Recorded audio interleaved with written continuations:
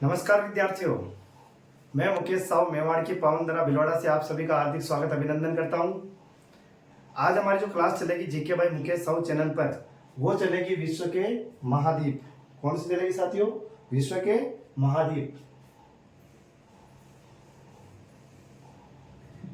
Topic चलेगा हमारा विश्व के महाद्वीप। महाद्वीप कितने साथियों? हमारे 7 महाद्वीप है, वह 5 महासागर। तो महासागर भी पढ़ेंगे अपन और 7 महाद्वीप भी। लेकिन उससे थोड़े पहले मैं आपको जानकारी बता देता हूँ साथियों। हमारे महाद्वीप जो है, हमारे जो विश्व का पृथ्वी का जो क्षेत्रफल है वो 51 करोड़ वर्ग किलोमीटर है। क्षेत्रफल कितना है? 51 करोड़ वर्ग किलोमीटर। तो हमारा जो क्षेत्रफल है पृथ्वी का वो कितने किलोमीटर है? 51 करोड़ वर्ग किलोमीटर। 7 महाद्वीप। 7 महाद्वीप में अगर हम बात करेंगे तो पहला एशिया। एशिया के बाद सबसे बड़ा, इससे छोटा कौन सा है? अफ्रीका। अफ्रीका से अगर छोटा हम बात करेंगे तो उत्तरी अमेरिका। उत्तरी अमेरिका। उत्तरी अमेरिका से छोटा कौन सा है? दक्षिणी अमेरिका। दक्षिणी अमेरिका।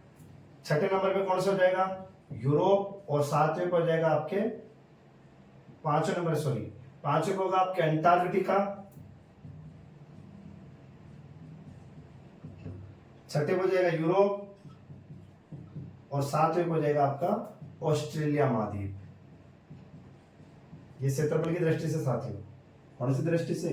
क्षेत्रफल की दृष्टि से, जो अवरोही से आरोही की तरफ है, यानी बढ़ते से घटते। पहले कौन सा है? एशिया, अफ्रीका, उत्तरी अमेरिका, दक्षिण अमेरिका, अंटार्कटिका, यूरोप और ऑस्ट्रेलिया। ये आपके 7 महाद्वीप है। 7 महाद्वीप की अगर बात करेंगे साथियों की, ये कहाँ कहाँ फैले हुए हैं, तो ये आपके जैसे पृथ्वी, ये आपकी पृथ्वी। पृथ्वी को जो है 2 बराबर भागों में बांटने वाली रेखा है 0 डिग्री रेखा। कौन सी डिग्री रेखा? 0 डिग्री अक्षांश रेखा बोलते हैं इसको। इसी का दूसरा नाम है भूमध्य रेखा, भूमध्य। और इसी को बोलते हैं आपके विषुवत रेखा। विषुवत कहो चाहे भूमध्य कहो चाहे 0 डिग्री अक्षांश रेखा कहो, ये कौन सी रेखा है आपके? जो बीचों बीच में पृथ्वी को 2 भागों में बांटती है। जो उत्तरी में भाग में बांटेगी वो क्या कहलाएगा? आपके उत्तरी गोलार्ध। और जो दक्षिण में जाएगा वो कौन सा गोलार्ध कहलाएगा? दक्षिणी गोलार्ध।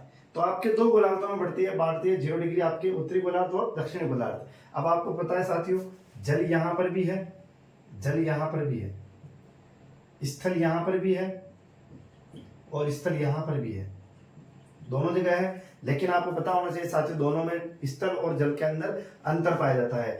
यहाँ ऊपर जो जल पाया जाता है साथियों, केवल 40% पाया जाता है। उत्तरी गोलार्ध में 100% में से बात करता हूँ कि उत्तरी गोलार्ध के अंदर यहाँ जल भी है और स्थल भी है।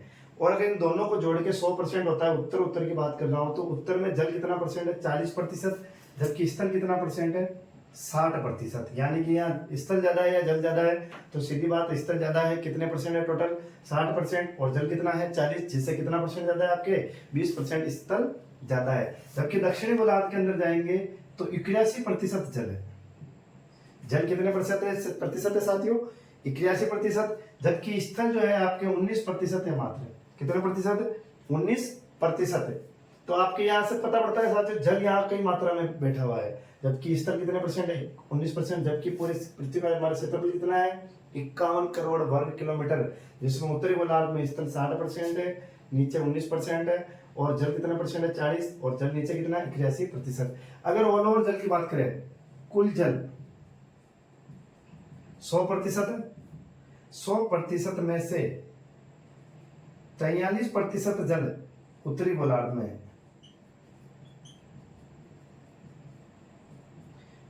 मैं दोनों जल की बात कर रहा हूं। जो आपके 5 महासागर, नदियां, तालाब जितने भी आपके हैं, उनमें से 100% जल में से 43% कौन से गोलार्ध में है साथियों? उत्तरी गोलार्ध में। जबकि बचा कितना है इसमें से? 57%। 57% किस में हो जाएंगे आपके? दक्षिणी गोलार्ध। ठीक है साथियों। 7 महाद्वीप, 5 महासागर, क्षेत्रफल 51 करोड़ वर्ग किलोमीटर। 7 महाद्वीप है, क्षेत्रफल में लिखे मैंने एशिया, अफ्रीका, उत्तरी अमेरिका, दक्षिणी अमेरिका, अंटार्कटिका, यूरोप और ऑस्ट्रेलिया। क्षेत्रफल में सबसे बड़ा महाद्वीप कौन सा है? एशिया। छोटा कौन सा है? ऑस्ट्रेलिया। उत्तरी गोलार्ध में बात करें, उत्तरी गोलार्ध दक्षिण गोलार्ध को बांटने वाली रेखा कौन सी है? 0 डिग्री भूमध्य रेखा या विषुवत रेखा। उत्तरी गोलार्ध में जल की मात्रा कितने परसेंट है? 40। स्थल कितने परसेंट है? 60। दक्षिण गोलार्ध में जल की मात्रा कितनी है? 81%। और स्थल की मात्रा कितनी है? तो 19% है। अब यहाँ पे बात करते हैं साथियों कि जनसंख्या की दृष्टि से महाद्वीप कैसे क्या है। जनसंख्या की दृष्टि से अवरोही क्रम, अवरोही यानी मैं बढ़ते से घटते की ओर लिखूंगा। सबसे पहला जो इसमें है सर्वाधिक जनसंख्या वाला महाद्वीप एशिया, एशिया महाद्वीप। एशिया से अगर छोटे की बात करें तो वो हो जाएगा अफ्रीका महाद्वीप।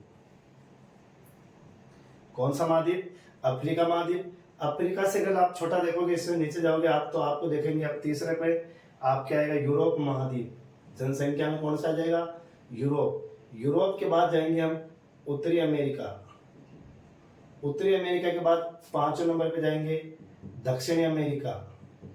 और दक्षिणी अमेरिका के बाद जाएंगे अंटार्कटिका में कुछ नहीं है, ऑस्ट्रेलिया में।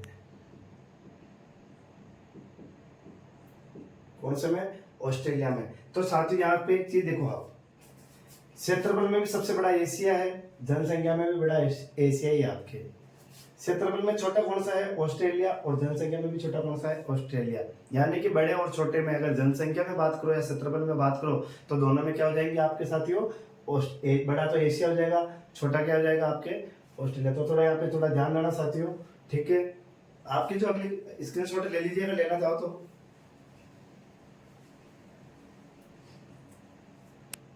ठीक है साथियों, अब जो है 7 महाद्वीप। 7 महाद्वीप में क्या होता है, कई बार ये पूछते हैं कि आपके जैसे नीचे से निकलती है आपके मकर रेखा,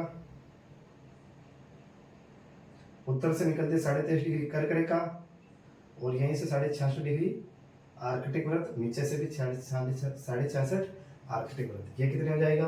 23.5 डिग्री, ये 66.5, यहाँ कितना हो जाएगा? 90 डिग्री, यहाँ पे भी कितना हो जाएगा?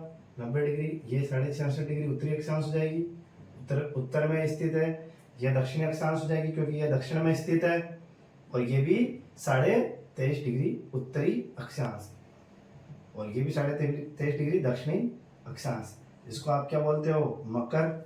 और इसको क्या बोलते हो? कर्क। 23.5 को। और ये क्या हो जाएगा आपके? 66.5 आर्कटिक वृत्त। आपने सामान्य परिचय में स्थिति विस्तार में आपने वैसे तो सभी गोलार्ध के बारे में जानते ही है, ज्यादा बड़ी बात नहीं है। कर्क रेखा को इनको बताने के लिए मकर रेखा को बताना ज्यादा जरूरी नहीं है, वैसे आप सब जानते हो।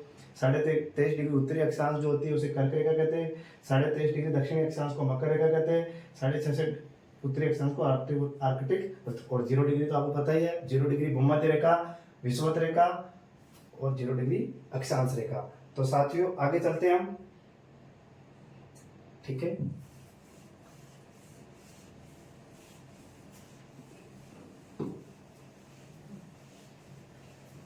7 महाद्वीप में से हम पहला महाद्वीप स्टार्ट करेंगे आज, जिसका नाम है अंटार्कटिक महाद्वीप।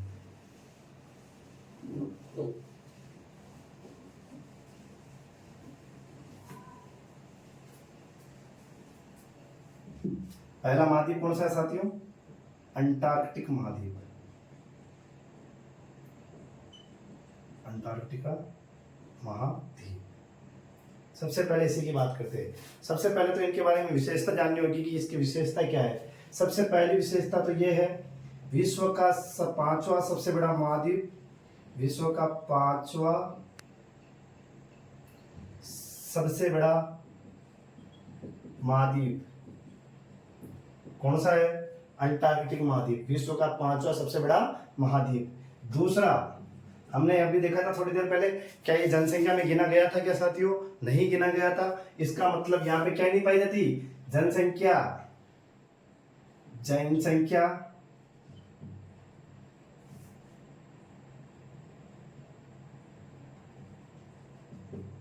रहित महाद्वीप। अब जहां जनसंख्या पाई जाएगी तो उसे क्या कहेंगे हम? निर्जन महाद्वीप, जहां कोई निवास नहीं करता। निर्जन महाद्वीप, वो भी किसको कहेंगे? अंटार्कटिका को। विश्व का 5वां क्षेत्रफल में सबसे बड़ा महाद्वीप है।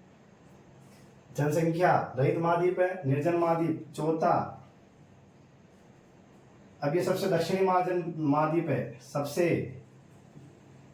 दक्षिणी महाद्वीप, सबसे दक्षिण में होने की वजह से। 5वां, इसकी एक विशेषता है, ये बर्फीला महाद्वीप भी कह सकते हो इसे आप, बर्फीला महाद्वीप। बर्फीला यानी यहाँ पे अंटार्कटिका महाद्वीप है। इसकी एक विशेषता साथियों कि यहाँ 6 महीने आपके अंधेरा होता है और 6 महीने उजाला होता है। तो यहाँ पे ज्यादातर तो ठंड पड़ी रहने के कारण सूर्य की किरणें यहाँ तिरछी जाती है या लगभग न के बराबर जाती है। इस वजह से यहाँ पे क्या होता है, बर्फ ज्यादा गिरती है और बर्फ ज्यादा गिरने की वजह से इसका नाम क्या रखा, इसमें यहाँ पे बर्फ ज्यादा गिरने की वजह से इसका नाम बर्फीला महाद्वीप पड़ा। अब बर्फीला महाद्वीप है तो साथियों बताओ कि बर्फ जो होती है सफेद होती है, काली पीली लाल रंगीन होती है? सफेद होती है, सीधी बात है। तो इसी को क्या कहते हैं? श्वेत महाद्वीप। कौन सा महाद्वीप? श्वेत महाद्वीप। इसके अलावा अब जब यहाँ पे श्वेत महाद्वीप पे बर्फ पड़ रही है तो सीधी बात है साथियों, बर्फ पिघलेगी भी है और वापस जमेगी भी है। जब यहाँ पे थोड़ी बहुत, जब अपने 6 महीने जब उजाला होता है तो यहाँ लगभग थोड़ी सी बर्फ पिघल जाती है। अब जब पिघल जाती है तो अगले जो 6 महीने आएंगे उसमें अंधेरा होगा। अंधेरे में क्या होगी, यहाँ पे बर्फ गिरेगी तो वही पानी जो है बर्फ के माध्यम से यहाँ वापस आएगा। तो इस तरह ये क्या होता है, गति करता रहता है। बर्फ आती है, जाती है, पिघलती है। तो इस वजह से इसी महाद्वीप को एक और नाम दिया गया, गतिशील महाद्वीप। कौन सा महाद्वीप? गतिशील महाद्वीप। अब यहाँ देखो, विश्व का 5वां सबसे बड़ा महाद्वीप अंटार्कटिका, जनसंख्या रहित महाद्वीप है, निर्जन महाद्वीप, सबसे दक्षिणी महाद्वीप, बर्फीला महाद्वीप, बर्फ श्वेत महाद्वीप, गतिशील, बर्फ पिघलती चलती रहती है तो गतिशील महाद्वीप। अब जब यहाँ कोई है ही नहीं है तो यहाँ क्या करेंगे, यहाँ कोई नहीं होगा तो यहाँ पे जो है अपने जो वैज्ञानिक होंगे यहाँ परमाणु विस्फोट करेंगे, हाइड्रोजन विस्फोट करेंगे, अनाप शनाप न जाने कौन कौन से प्रयोग करते रहेंगे जो कहीं नहीं किया जा सकता। वो कौन से महाद्वीप में करते हैं? अंटार्कटिका में। क्यों? अगर यहाँ पे मान लो कोई भी अगर विज्ञान के दौरान इनके कोई प्रयोग करने के दौरान कोई असफल हो जाता है तो उससे क्या हो सकता है, किसी भी व्यक्ति को यहाँ पे कोई परेशानी ना हो। इसलिए यहाँ पर वैज्ञानिक गतिविधियां होने की वजह से इसे कहा जाता है विज्ञान का महाद्वीप या विज्ञान को समर्पित महाद्वीप, ऐसे कर सकते हो आप, समर्पित महाद्वीप। यानी यहाँ पे वैज्ञानिक कार्य प्रणाली अनुसंधान केंद्र स्थापित किए गए। यहाँ आप देखोगे रूस, America, France, England, Bharat, Pakistan, इन सब के क्या है यहाँ पे अनुसंधान केंद्र है। भारत ने भी अपने यहाँ पे अनुसंधान केंद्र स्थापित किए गए हैं। भारत के 3 अनुसंधान केंद्र यहाँ पर है। भारत के 3 अनुसंधान केंद्र स्थित है। भारत के कितने अनुसंधान केंद्र स्थित है? 3 में अगर हम बात करोगे तो पहला आएगा इसमें दक्षिणी गंगोत्री। दक्षिणी गंगोत्री की स्थापना होती है 1983 में दक्षिणी गंगोत्री अनुसंधान केंद्र की स्थापना आपके अंटार्कटिक महाद्वीप पर होती है। दूसरा यहाँ पर है मैत्री अनुसंधान केंद्र। मैत्री अनुसंधान केंद्र की स्थापना होती है 1989। और तीसरा है भारती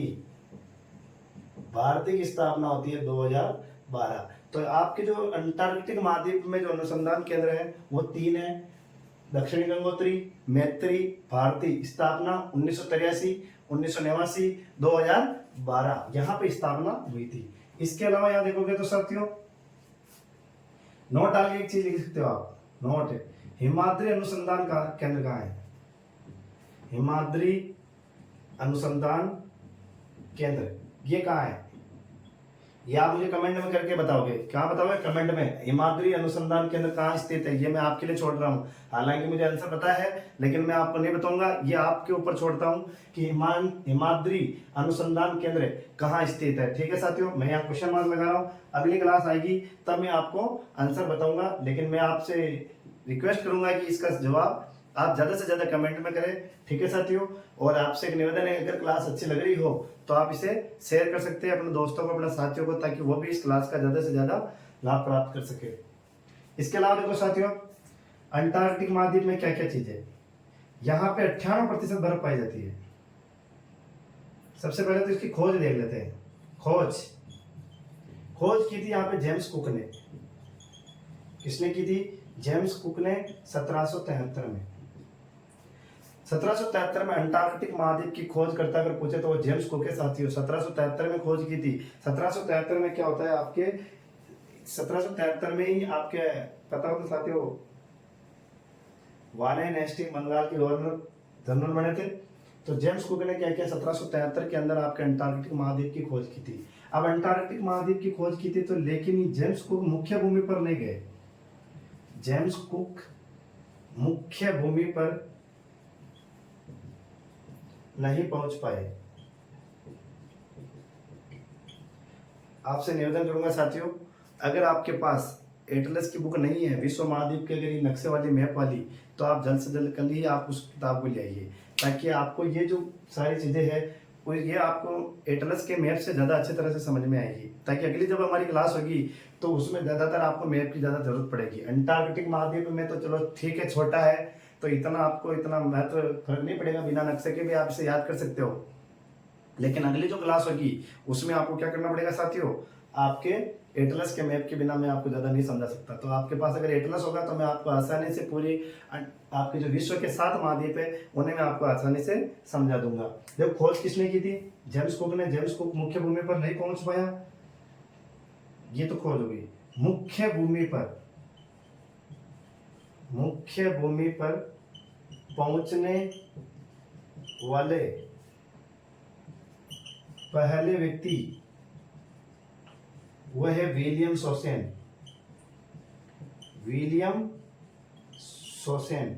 कब गए थे? 1820 में। कब गए थे? 1820 में। मुख्य भूमि पर पहुंचने वाले पहले व्यक्ति विलियम शोसेन थे। अगर दूसरे व्यक्ति की बात करें, दूसरे व्यक्ति जो अंटार्कटिक महाद्वीप पर गए थे वो गए थे जेम्स डेविस।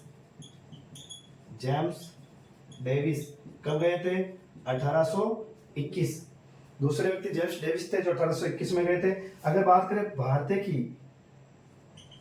पहले भारतीय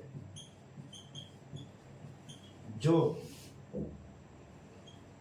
मुख्य भूमि पर गए या मुख्य भूमि पर पहुंचे वो है आपके रामचरण दास।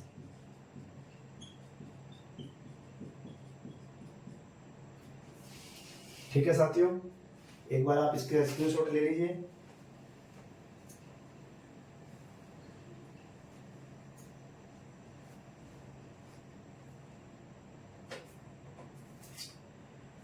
कौन सा अंटार्कटिक महाद्वीप, एक बार एक और रिवीजन करा देता हूँ। विश्व का 5वां सबसे बड़ा महाद्वीप है, जनसंख्या रहित महाद्वीप है, निर्जल महाद्वीप है, सबसे दक्षिणी महाद्वीप है, बर्फीला महाद्वीप, श्वेत महाद्वीप, गतिशील महाद्वीप, विज्ञान को समर्पित महाद्वीप, भारत के 3 अनुसंधान केंद्र, दक्षिणी गंगोत्री 1983, मैत्री 1989, भारती 2012, हिमाद्री अनुसंधान केंद्र कहाँ है? जल्दी बताओगे आप, कमेंट करोगे। खोज जेम्स कुक ने 1773 में की। जेम्स कुक मुख्य भूमि पर नहीं पहुंच पाया। मुख्य भूमि पर पहुंचने वाला पहला व्यक्ति कौन है? विलियम शोसेन 1820 में। दूसरा व्यक्ति जेम्स डेविस 1821 में। और अगर भारतीय की बात करें तो सबसे पहले कौन गए थे? रामचरण दास। अब इससे आगे बढ़ते हैं साथियों।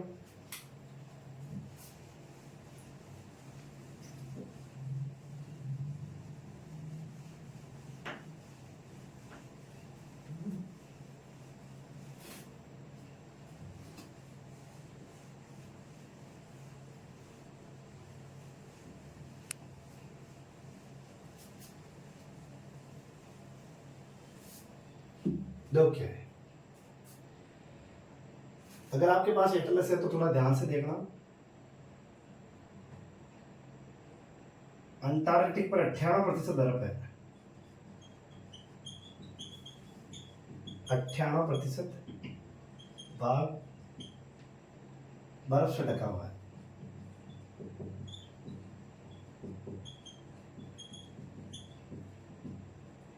जैसे ये महाद्वीप है, मान लो ये आपके, देख लेना साथियों, आपके वहाँ पे दिखेगा मेरे।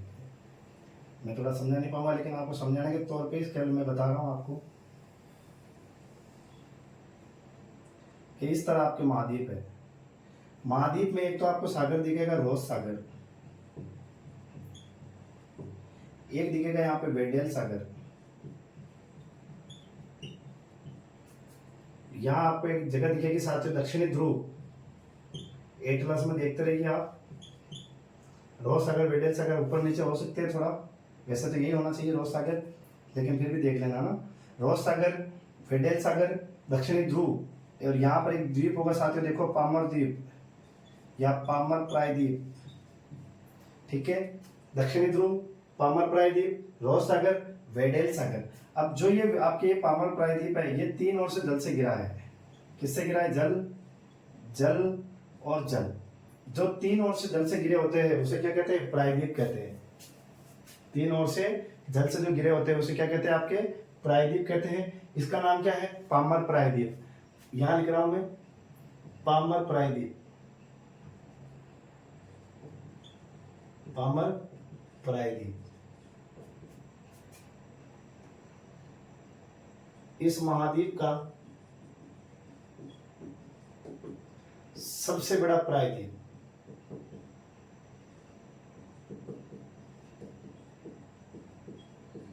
कौन सा है?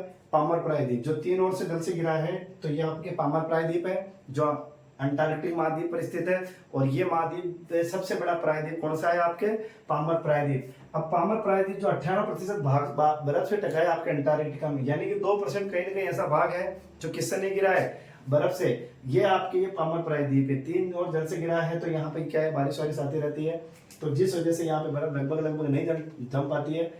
तो पामर प्रायद्वीप, पामर प्रायद्वीप बर्फ रहित क्षेत्र, बर्फ रहित क्षेत्र आ जाएगा साथियों। अंटार्कटिका का वह स्थल जहां पर बर्फ नहीं गिरती है तो वो कौन सा है? या पाई नहीं जाती, तो पामर प्रायद्वीप। सबसे बड़ा प्रायद्वीप कौन सा है? पामर प्रायद्वीप। प्रायद्वीप किसे कहते हैं? तो तीन ओर से जल से घिरा हुआ क्षेत्र क्या कहलाता है? आपके प्रायद्वीप। अब क्या है साथियों? रोज सागर। इससे पहले मैं दक्षिण ध्रुव की अपने बात कर रही थी साथियों। मुख्य भूमि पर पहुंचने वाले व्यक्ति कौन है आपके? विलियम शोसेन, दूसरे जेम्स डेविस, तीसरे कौन थे आपने भारतीय में पूछे तो रामचंद्र दास। लेकिन इस मुख्य भूमि, इस दक्षिणी ध्रुव तक कोई नहीं पहुंच पाए थे। वो मुख्य भूमि पर आ गए थे आपके, लेकिन यहां तक नहीं आए थे। यहां तक आने वाले, दक्षिणी ध्रुव पर पहुंचने वाले पहले व्यक्ति, यहाँ जो पहुंचे थे पहले व्यक्ति, उनका नाम क्या है साथियों? यहाँ पर है अमेंडसन। अमेंडसन। आप अगर एटलस देख रहे हो तो दक्षिण ध्रुव के यहाँ पे पास में देखो साथियों, यहाँ पे नाम लिखा है अमेंडसन। तो ये अमेंडसन जो है यहाँ पर पहली बार आए थे। दक्षिण ध्रुव पर पहुंचने वाले पहले व्यक्ति यही है, इसीलिए इनके ही नाम पे दक्षिण ध्रुव का नाम क्या कर दिया? अमेंडसन ध्रुव। लिख लेना यहाँ से, दक्षिणी ध्रुव पर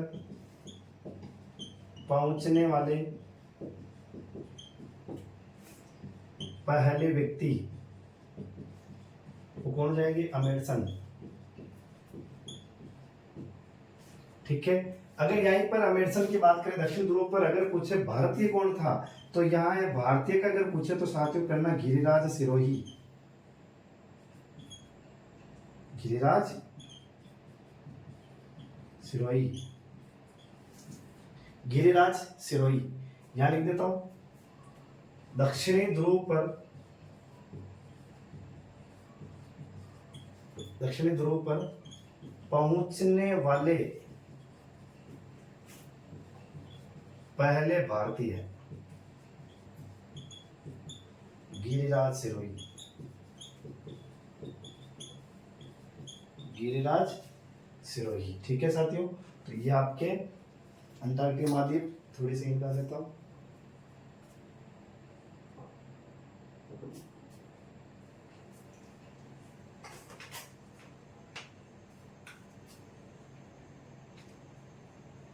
ये तो रही आपकी पहले भारतीय गिरिराज सिरोही।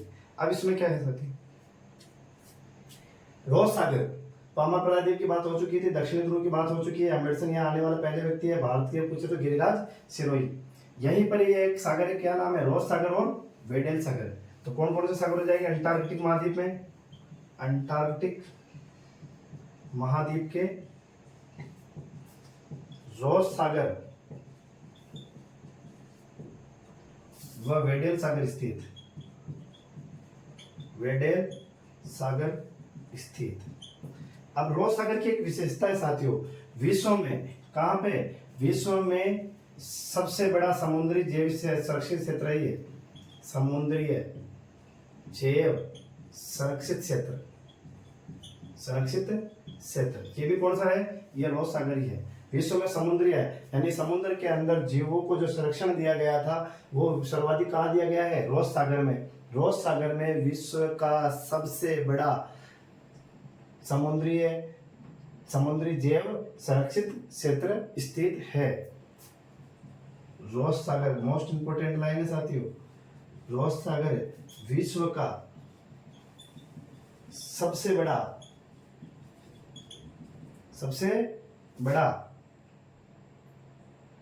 समुद्री जैव संरक्षित क्षेत्र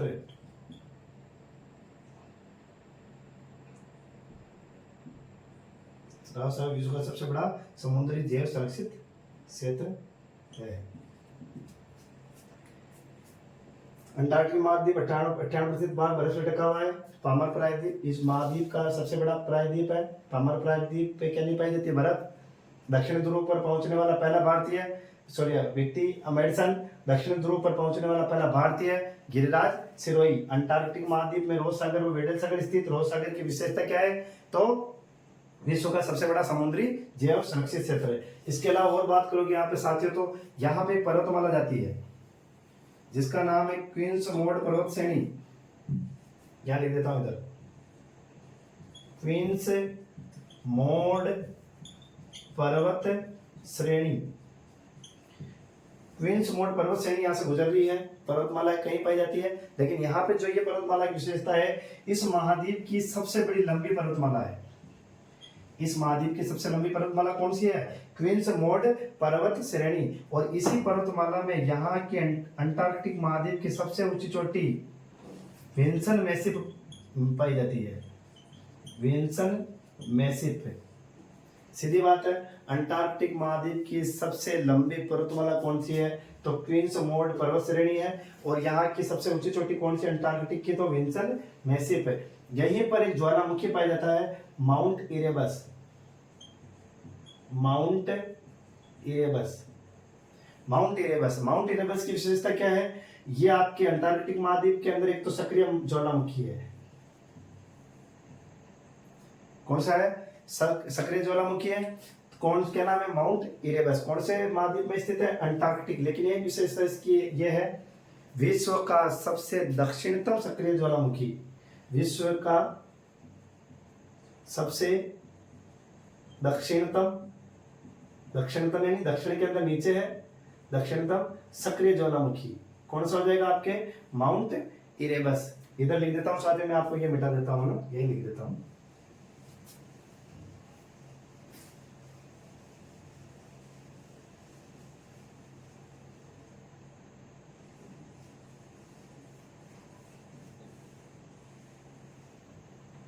क्या विशेषता है पहली, सबसे लंबी पर्वतमाला, क्या नाम है, क्वींस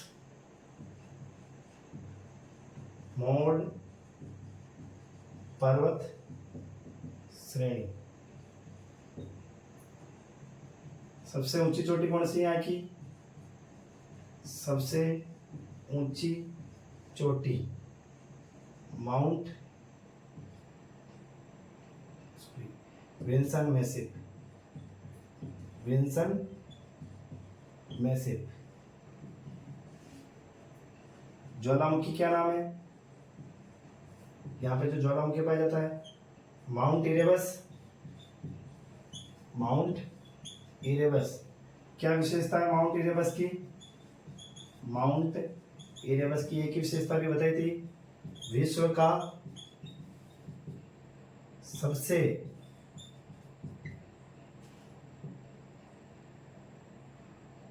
दक्षिणतम सक्रिय ज्वालामुखी कौन सा हो जाएगा आपके साथियों, तो आपके माउंट इरेबस। ठीक है, यहां पर एक ग्लेशियर पाया जाता है, लैम्बर्ट।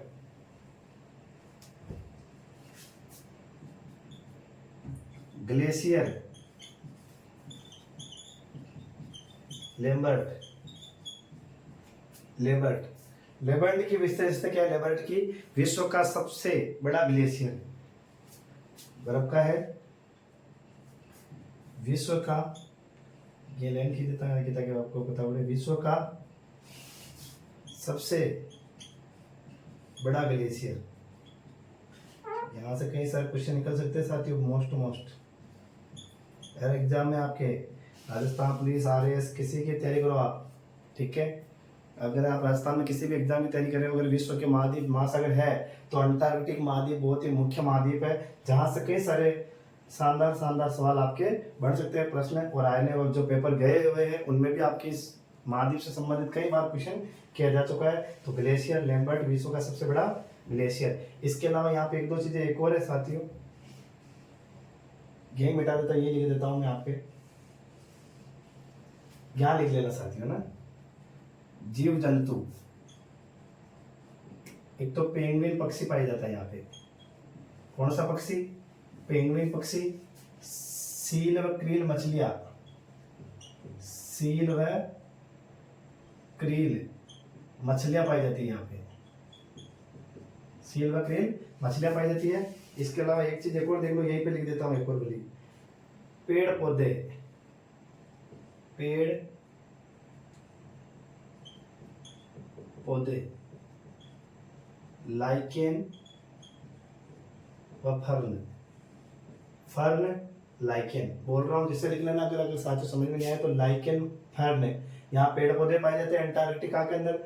जीव जंतु पूछे तो पेंगुइन पक्षी है, सील मछलियां है और क्रील मछलियां है, ठीक है साथियों। आपके ये आपके अंटार्कटिक महाद्वीप के शायद मुझे को लग रहा है सब कुछ हो चुका है। एक बार आप इसका स्क्रीनशॉट ले लीजिए ताकि आपको कभी भी आप लिख सकते हो, आराम से बैठ के अच्छे नोट्स बना सकते हो,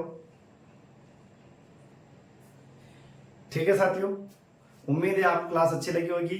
अगर आपको अच्छी लगी है तो इसे ज़्यादा से ज़्यादा अपने साथियों को, अपने रिश्तेदारों को, अपने परिजनों को, किसी को भी जो आपकी पढ़ाई से संबंधित रखते हैं उनको आप ये सेंड कर सकते हो। और अगर आपको अच्छे लगे तो इसे लाइक करना ना भूले, सब्सक्राइब करना ना भूले, जिससे आगे भी आपकी अच्छी क्लासें मैं आपको देता रहूँगा, ठीक है साथियों।